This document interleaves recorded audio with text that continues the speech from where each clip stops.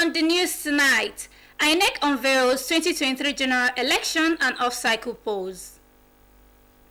Guests on Good Morning Nigeria discussed proposed review of Nigerian laws. Plus sports updates.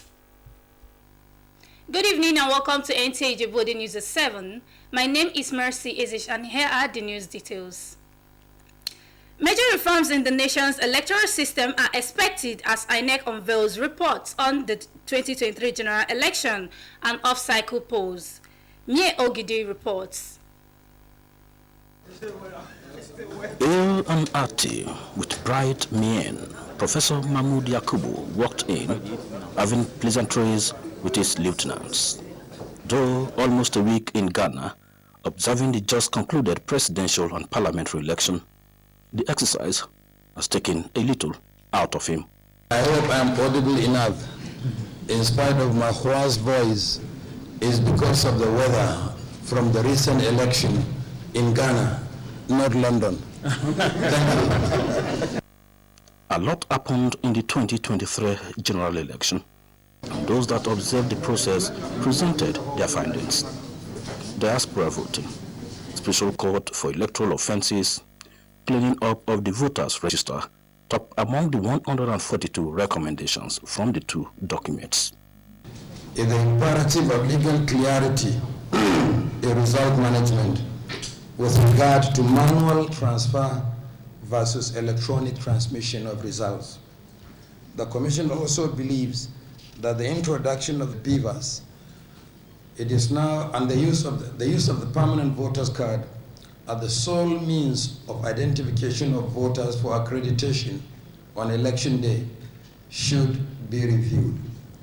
Those who already have the PVCs can still use them to vote during elections. But going forward, computer-generated slips issued to the voter or even downloaded from the Commission's website will suffice for voter accreditation. The review report also contains recommendations on early or special voting for the millions of Nigerians who do not vote at the moment on account of the roles they play during elections. First beneficiary of these recommendations will be Anambra State, as the governorship election is slated for November 2025. NTA Ode, NTA News. The Civil Society Coalition on Sustainable Development has convened an interactive conference on electoral reforms with a view to setting an agenda for stakeholders. Timothy Yusuf reports that the platform also x-rayed recent conduct of election, adjudged to be progressively improving. Nigeria's Fourth Republic has witnessed gradual improvement in election management. Stakeholders, however, believe that electoral reform is a process and not a project. We have to be accountable, even ourselves as citizens. How can you have about 94 million Nigerians registered, and all you're having is a whoopee, 20-something million voting in the entirety of the election? So where are the almost 70 million Nigerians that have not voted? As we grow, we want to be able to see that our laws, our policies, and our regulations help us to be able to have a free, a credible, a transparent election in Nigeria. Participants submitted that the 2024 governorship elections in Edo and Ondo states, as well as conduct of recent local government elections, again spotlighted the lingering challenges within Nigeria's electoral system, particularly issues of result management, logistics, and the integrity of the electoral process. The background, the fundamental for any democratic system of government anywhere in the world, or even society, groups, associations, is election. It is key that election should be conducted in one day. And I also talked about Section 165 of the Electoral Act that gives the INEC chairman judicial quasi power to review our election. That is too much power in the hands of one man. Meanwhile, in another development, Kimpact Development Initiative, an accredited election observer group, has described the November 16, 2024 governorship election in Ondo State as partially free and fair. The organization, in its final statement on the election, said it was conducted with notable efforts toward transparency and monitoring. independent election management, no interference from the states. Impact Development Initiative deployed 3,362 trained observers across the 203 wards of Ondo State during the November 16 governorship election. Timothy Yusuf, NTA News. Repealing obsolete and conflicting laws and enacting new ones that will replace them will place Nigeria in a position that will benefit citizens and create enabling environment for foreign economic relationships with investors, among others, in line with best practices. These were views of guests on Good Morning Nigeria while discussing proposal review of Nigerian laws. Ibrahim Belogonda reports. Speaking on the proposed review of Nigerian laws, guests on Good Morning Nigeria say the laws should be dynamic and revolutionary, in line with changes in the society, to update its status that is obsolete and harmonize with modern development. They identified obsolete and conflicting laws as a barrier affecting Nigerians, government, businesses and organizations, being not in conformity with present realities and contribute to lengthy trials, among other challenges, hampering quick dispensation of justice in Nigeria. Unnecessary laws will be deleted, so to speak, from our status book, and then ICT technology will take place. The committee should be able to receive memorandums from the public and even write to certain agencies or certain bodies to contribute to the review of these laws.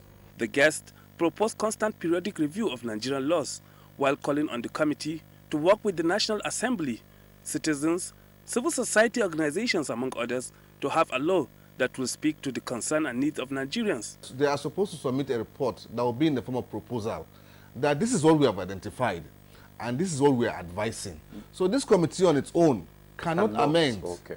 The Attorney General himself, with all of the power he has as Attorney General, cannot amend or repeal any law. Some of our laws are colonial relics, okay? And so you begin to find difficulties in trying to, this law, operating in this digital age with a legal framework that, had been dated even before the digital age. They noted that the proposed review only affects laws of the federal government, which will be handed over to the National Assembly for ratification. In Abuja, Ibrahim Belogonda, NTA News. In the current effort to have a better Nigeria, discussions have continued to try critical issues surrounding tax policy that will lead to fair and equitable system. This was the truth of a one-day roundtable on the tax reform bills organized by the National Institute for Legislative and Democratic Studies. Mohammed Raibu Ali reports. Diverse set of experts, policy makers and legislators are here giving their insight and expertise on how to move towards a more just and balanced economic framework. It is the talk of the moment. Tax reform bills. Let us use this moment to reaffirm our unwavering commitment to a National Assembly that is pro-people, pro-democracy, and pro-progress. As great Nelson Mandela once said, it always seems impossible until it is done. My dear friends, together we can make this impossible possible with these tax reforms. The debates, the disagreements are part of it, and it's healthy. So the prospect that we have from this is to empower the Nigerian people, protect vulnerable and poor people, facilitate economic growth, and to ensure that we have the revenue to run government. Other panelists call for consultations, amendments, and proper clarity on the legal provisions of the tax reform bills. While the tax reform bills are garnering an unprecedented level of public scrutiny, the controversy surrounding the bill underscore the realization by the Nigerian people that there is a need for a fair and balanced tax system that mirrors the specificity of the Nigerian society. They believe that strengthening tax administration through automation and use of technology to facilitate the tax return process, reducing paperwork and human intervention will go a long way in blocking leakages. In Abuja, Muhammad Rabiu Ali, NTA News. The Defense Space Administration has reiterated its commitment to partnering international space agencies and investing in research with a view to enhance national security and foster economic opportunities through space-based services. The Chief of Defense Space Administration, Air Vice Marshal Lanre Oluwatoyin, affirmed this while receiving members of the Nigerian Institute of Space Engineers. Defense correspondent Olajide Bello reports. In Nigeria, the Defense Space Administration, DSA, has become a cornerstone in harnessing space technology to enhance national security and drive economic development by leveraging satellite communication and surveillance. The DSA strengthens border security, monitors criminal activities, and improves disaster management. This not only enhances national security but also catalyzes technological advancements, empowering Nigeria to take a leading role in Africa's space economy. The DSA were contributing in terms of support to all the operations that is going on in the country today by providing imagery of most of the operational areas and some areas of interest for the armed forces of Nigeria operations. With a focus on space-based reconnaissance, it provides real-time intelligence to the military, enabling quick responses to threats and protecting the nation's sovereignty. Beyond security, Nigeria's space policy promotes innovation, creating a foundation for the growth of industries like telecommunications, agriculture, and resource management. The DSA's efforts highlight how space can be a powerful tool for securing the present and shaping a prosperous future for Nigeria. Talk about agriculture, talk about health, talk about security, talk about national stability, space comes to play. The conferment of the Nigerian Institute of Space Engineers Honorary Fellowship Award on the Chief of Defense Space Administration is a testament to his contributions to the growth and development of national security. Olajide Bello, NTA News.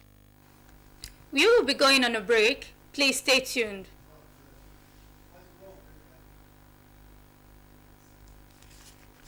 Easy motion,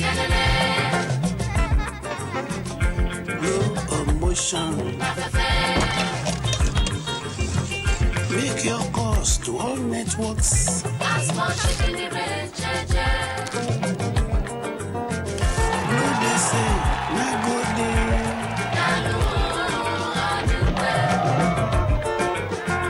Better days, better service, better network. That's unlimited, better outcome, better future, better service.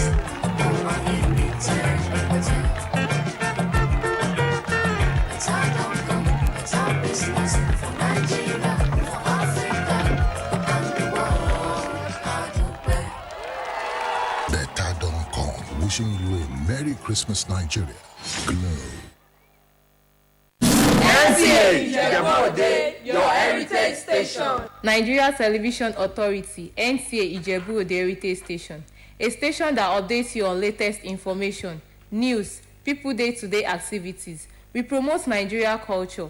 We bring to you educative program and talk shows for young and old. We give you latest updates from the world of sports. We also bring to you updates from the entertainment world. We are the best among the rest. We are available on StarTimes Channel 103 and UHF 63. NTA Ijebu ode, your heritage station. Welcome back from the break. Despite the shifts in the date of the 22nd edition of the National Sports Festival to May 2025, the host Ogun State is intensifying efforts to ensure a hitch-free sports fiesta. Likon Abonde has an update on Ogun State's preparation host the event. The first lift on existing sports facilities and construction of new state-of-the-art sports facilities at the MKO Abiola Stadium are evidence of Ogun State government's commitment to the success of the National Sports Festival. The main pitch and the track of the MKO Abiola International Stadium have been removed completely to give space for new ones to be laid, while contractors are working hard to get the entire stadium ready for the festival. The construction of the world-class swimming pools, the tennis court, and other facilities are also progressing. The Center for Indoor and Outdoor Games in Ijebu area is like a construction site as contractors are busy working to turn the center to a befitting edifice. The Director General, Nigerian Sports Commission, who is the chairman, main organizing committee, Mr. Bukola Olopade, and the Vice President, Nigerian Olympic Committee, Solomon Oba, are optimistic of the capability of Ogun State government to deliver and host a memorable sports festival next year. And when you look at the facilities being put together, even within this MKO stadium, you would agree with me that Ogun State is ready to unleash to Nigerians an amazing festival that's never been seen before. The legacies that have been created with these games are enormous from the point of view of Ogun State. It is the first time in the history of Ogun State that Ogun State will be owning our own swimming pool, Olympic-sized swimming pool. They have a history and they have the experience because they've done it before. Gateway Games 2006 was one of the best, and I know by the people put together by His Excellency the Governor, they will do a very good job. And from what I've seen, the facilities are coming out the way it should come out, and I'm happy about that. Stakeholders emphasize the commitment of government to make sports a veritable tool for socio-economic development of the country. In Abeokuta, Lekon Agbade, NTA News. The age-long adage, all work and no play makes a jack a dull boy, came alive at St. Anthony's Grammar School Playground, NTA Ijebu ode, Ogun State, during its 70th anniversary inter-house sports athletics competition. The event brought together alumni, parents, friends, and well-wishers to witness the excitement. Fatima Hassan reports. St. Anthony's Grammar School celebrates 70 years of excellence with thrilling inter-house sports. The 70th anniversary inter-house sports competition at St. Anthony's Grammar School, NTA Ijebu ode, Ogun State, was a momentous occasion that brought together past alumni, parents, teachers, and other sports lovers. The event was a testament to the school's commitment to fostering a well-rounded education that combines academics with sports and extracurricular activities. Dressed in vibrant sports attire and creative costumes, students were determined to impress their parents and guests. The event kicked off with a spirited march past, where students proudly represented their respective houses. This was followed by an array of activities, including an invited school relay race, parent and teacher race. Students displayed their skills with enthusiasm and dedication, demonstrating the values of teamwork, discipline, and fair play. That's Red House.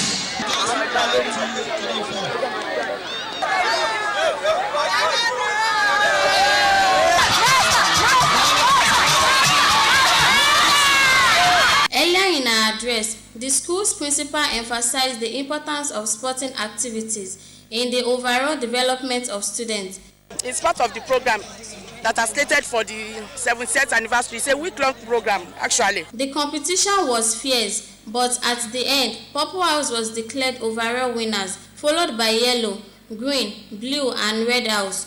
Trophies and gifts were presented to the winners amidst cheers and applause. The chairman of the day, Philip Atoibi, expressed his gratitude to the teachers, alumni, parents, and guests for their support and contributions. We want to encourage the students to take sport as important as they are taking their academics. To the students, it's one event that will linger on in their memory.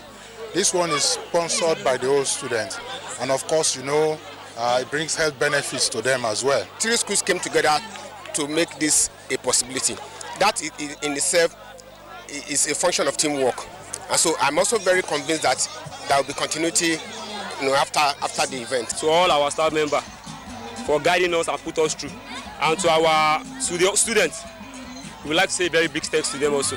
From Ijebu ode, Fatima Hassan, NTA News. That's all we have for you today on NTA Ijebu ode News at 7. Thank you for staying tuned. Good night.